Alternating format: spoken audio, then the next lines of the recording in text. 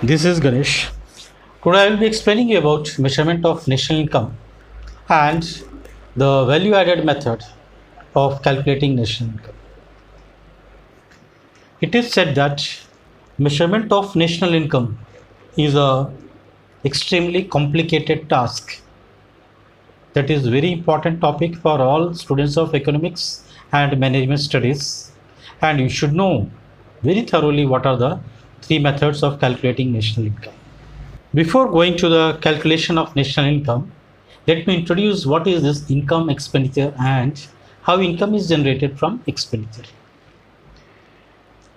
When the production takes place, then the factor incomes are paid to the factors of production for their factor services.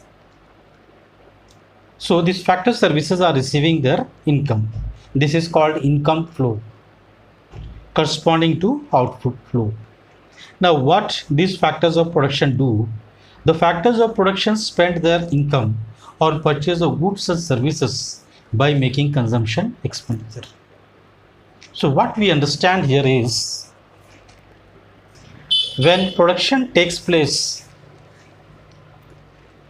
the factors receive income and that is called income flow, and these factors, these owners of the factors, when they spend that income or purchase of goods and services in the form of consumption expenditure, that will again result in the income of the firms.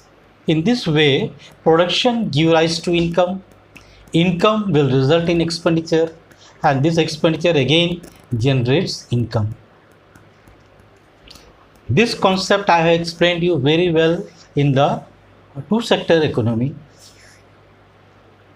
Now let us come to the calculation of national income. So we are going to see here three methods of measuring national income. The first method is value added method, the second method is income method, and the third method is expenditure method. These are the important methods of measuring national income. Now let us come to value added method. Value added refers to the addition of value to the raw material by a firm by virtue of its productive activities. You see, all of you, production is a process. When I say process, means it includes a number of activities, a number of actions are carried out to complete the production of a particular product. This raw material is converted into finished goods. Sometimes the production process may have only one activity, sometimes there may be two activities, sometimes there may be three activities or more. Now with every activity, the value of the raw material is going to change, that is going to increase, and this is what is called value added. For example, you take wheat. The price of wheat is suppose 100 rupees. When it is converted into flour, the value will increase to 150 rupees. Then this flour will be used by the bakery for making certain bakery items. When these items are prepared, then the value of the flour further increases. Suppose that it becomes 250 rupees. Now our bakery items, whatever is produced, maybe suppose bread. That is the final output. It have passed through stages, two stages. One is flour, then it is converted into bread. So here in the first stage, you imagine the cost of the raw material, that is wheat, was 100 rupees. When it is converted into flour, the value increased by 50 rupees, then value became 150. When that flour is converted into bread, the final value became 250 rupees. So if you are calculating national income, you have two methods are there. Either you take all the values added or you take the final value of the product.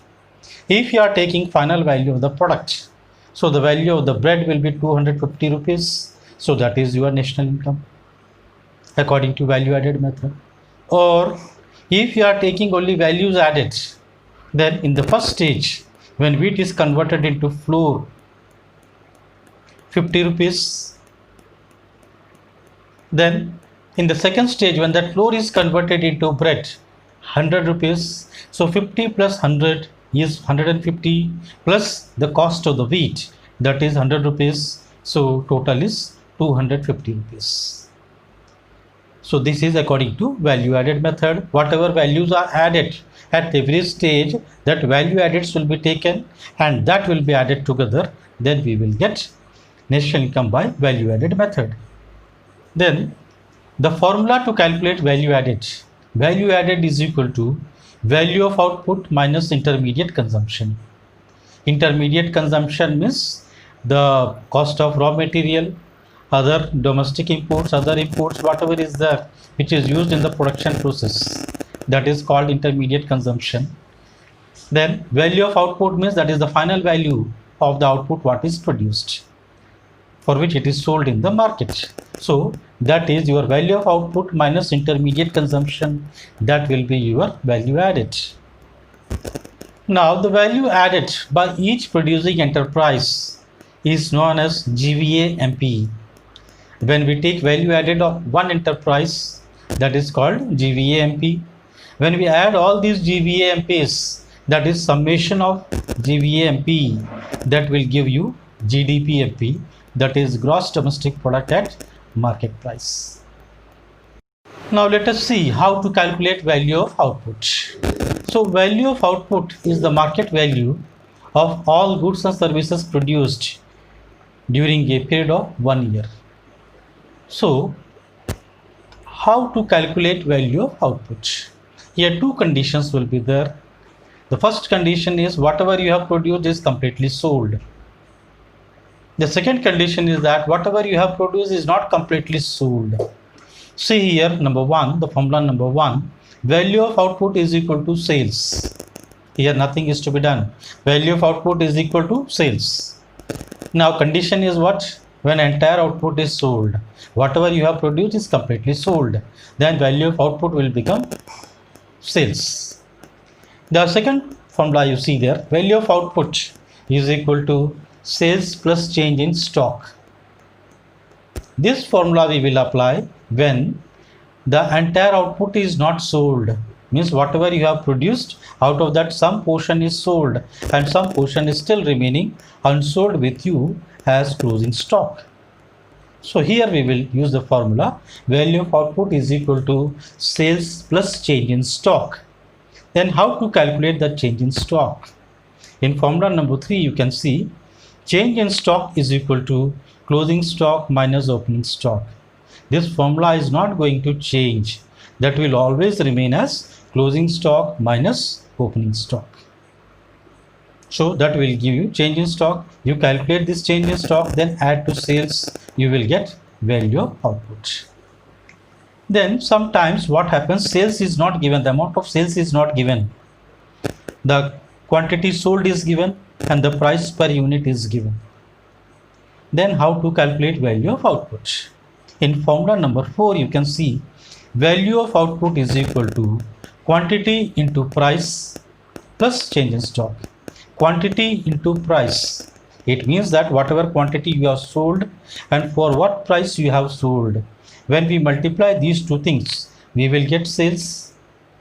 So you are using the formula value of output is equal to sales plus change in stock only. So these are the different formulae what are used to calculate value of output. Now we come to the formula how to calculate domestic income and national income. NDPFC is domestic income and NNPFC is national income. So let us start the formula, the calculation. The first step what you have to do is GVA MP of primary sector plus GVA MP of secondary sector plus GVA MP of tertiary sector. You know the entire economy is divided into 3 sectors. One is called your primary sector, the other is called secondary sector, and third one is called tertiary sector. Primary sector include all the extractive industries extraction of raw material from the nature, that comes under your primary sector. Secondary sector comes, includes all manufacturing industries, that is where raw material is converted into finished goods. Then tertiary sector, that is the service sector, that includes banking, insurance, transport, communication, all these services. All these sectors are connected with one another. You take for an example a steel plant. Steel plant manufactures steel. The raw material is iron ore. So this raw material, extraction of raw material, comes under primary sector. Conversion of that raw material, iron ore, into steel in the steel plant, the steel plant comes under secondary sector. Now your raw material is extracted somewhere, your steel plant is located somewhere. Your steel plant is located somewhere, the markets are located somewhere. How to transport? There we require transport, we require insurance, we require banking. All these are included in tertiary sector. So here we will add the GVA-MP of primary sector plus GVA-MP of secondary sector plus GVA-MP of tertiary sector. When we add these three, we will get GDP-MP, gross domestic product at market price. Once you get GDP-MP, I told you, explained you very well in my previous videos how to calculate NDPFC and how to calculate NNPFC. So GDP-MP minus depreciation minus NIT. When you subtract depreciation, gross will become net. When you subtract NIT, market price will become factor cost. So when these two things are subtracted from GDP-MP, you are getting NDPFC, net domestic product at factor cost. So domestic income we got. Now we want to calculate national income, that is NNPFC. So when we are adding net factor income from abroad to NDPFC, domestic income, we will get net national product at factor cost, that is NNPFC, that is national income. I explained you in my previous videos what is NFIA, how it is to be calculated. So NFIA, when it is added to domestic income, we will get national income.